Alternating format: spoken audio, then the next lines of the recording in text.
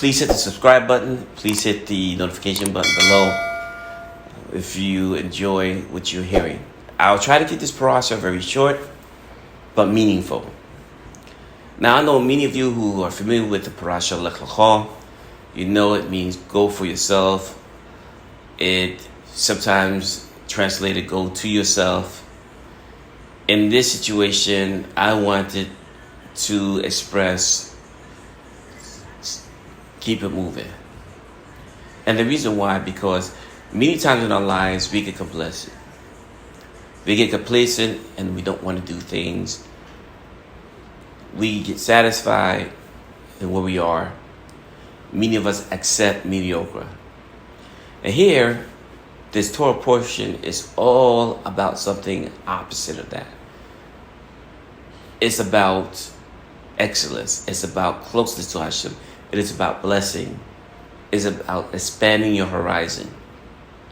Lekh L'kha, in this story, we learn that the closer we get to Hashem, the closer we examine truth, the more we are preparing ourselves to move forward. And if you don't move forward, you're not going to succeed. It doesn't make sense for us to actually investigate, to learn, but not practice and not explore. In this Torah portion, we learn that principle. There's another Torah principle we learn in this. For many of you out there who is always about Zara Yisrael, the seed of Israel, being the seed, the blood. This parasha tells us that when Avraham came to the concept of Yehudit, means Judaism, and I know many of you out there who will probably say, nah, you don't see anything in Torah that mentions Judaism or Jew. But just stay with me for a moment. You'll see what I'm talking about. In Masechta Megillah, I think in 13b, it said, who is a Jew? Now, this is at a time that Islam did not even exist. And Christianity was pretty new on the face of the earth. But the principle here is very important. Who is a Jew? And in the Talmud, it tells us a Jew is one who repudiates idolatry and begins to worship the one creator of heaven and earth. And here Avraham Avinu becomes a Jew in that context. You see, the nations all around him all believed that it was okay to worship deities and stars, the moon and the sun. The Rambam in his Mishneh Torah and in his Moreh Nevuchim explains that they thought they were doing what was right. They thought that the Creator commanded them to worship the sun, moon, and stars. Even today in religions, we have people believing that the Creator is telling them to believe in a being or a statue, whether it be an animal or a man, that it's okay to worship that individual or that beast, that it's okay to continue to worship and revere different created species. But here we see Avraham has learned that this is not the case. In this beginning of Parasha, his name is Avraham. So as he goes and studies these things and learn about the Creator, we learn that as we get closer to the Creator, things change. Even our behavior. If you want to know the antidote to depression, the antidote to poverty, the antidote to the same old, we studied this parasha. Avraham Avinu was a part of the paradigm, the status quo. He was part of the general consensus of his time. Believed that, as a matter of fact, his contemporaries believed that it was okay to have idols. His father, for goodness sake, taught him this. He was reared up this way.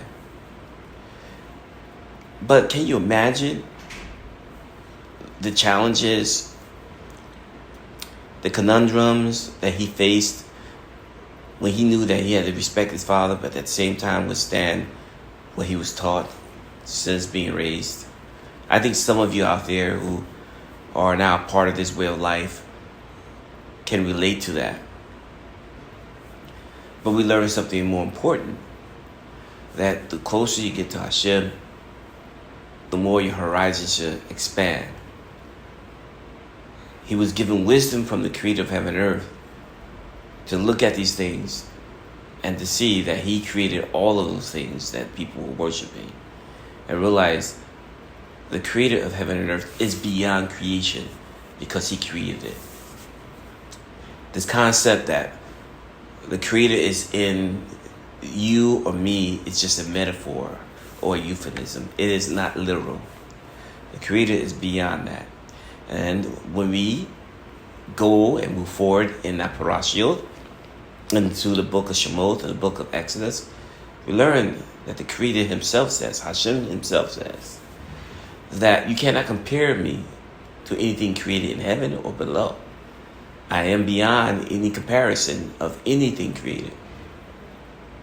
But let's get back here and stay right here in Lekh L'kha. We realize that Avraham was told to leave. Leave because now it's time for blessings. That's another thing we learn. We're not going to receive blessings staying in one spot. Excuse me. Blessings come about majority of the time by us moving, by us making moves. You see, life is about movement. But as a habit, being human beings, we are creatures of habit, we often like to be complacent. But that's not the way life was given to us. If you want blessings, you gotta go get yours. As we say in the hood, I'm gonna get mine. We need to get yours. And I'm down for it, get yours. But to get yours, you got to move. Some of us don't like the situations that we're in. But you only know that situation. So you're afraid. And you think you don't know how to get out of that situation. But you can. You have to trust in Hashem. And the closer you get to Hashem, the better faith you have to make that move. Then we learn in this parasha that the Creator of heaven and earth, Hashem, tells Avraham avinu, after he renames him Avraham, that he will be a father of many nations. And so, being the father of many nations doesn't mean that literally from his loins. It meant that too, but it was also symbolic. It was also a euphemism, if you may. Because we learned that in this parasha, when Avraham Avinu learned about the Creator of heaven and earth and understood that the Creator is what? The Torah says, in his household, he begotten 318 men. 318 men begotten.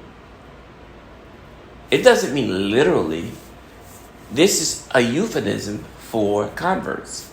So in this parasha, we learn that the whole concept of Zara Yisrael, or Zara Avraham Avinu, the seed of Avraham, him being the father of many nations, meant those people from the different nations that will come and adhere to his teachings and to his concepts, understanding that Hashem is one and that he's the only being to be worshipped.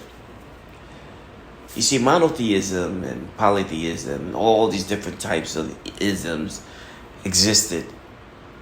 As we read in the text of the Tanakh that there's nothing new under the sun, we also learn that monotheism existed. Monotheism means this serving of one God. In ancient Egypt, such a concept existed from a king named Akhenaten. And they worship, or he set up where they worship only the sun. Yes, that was a form of monotheism. There's many forms of monotheisms. But what Avraham learned was the true form of monotheism. And that he had followers that adhere to this principle and this belief. And these are converts. I could fast forward to the book of Shemot, where we learn the same principle in the Parasha Lekh L'kha. And we find out that Yisrael went into the land of Mizraim, or Egypt, 70 souls. But 210 years later, it's 600,000 men. 600,000 men alone. And a similar phraseology is there. Like Avraham begot. It says, and Israel began to multiply and to be fruitful exceedingly. This doesn't mean they literally, all of them,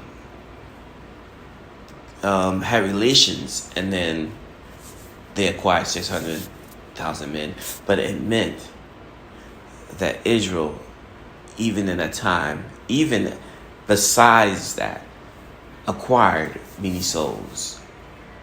Just like Avraham acquired 218 souls. So we learn the concept. Avraham avinu, being the father of many nations, being from those nations, every nation that acquire and attach themselves to the seed of Avraham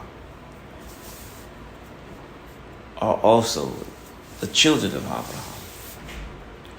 In the Talmud, we see that anybody who becomes the seed of Avraham through conversion is part of Avraham. And then Rambam, in his letter to the Taman,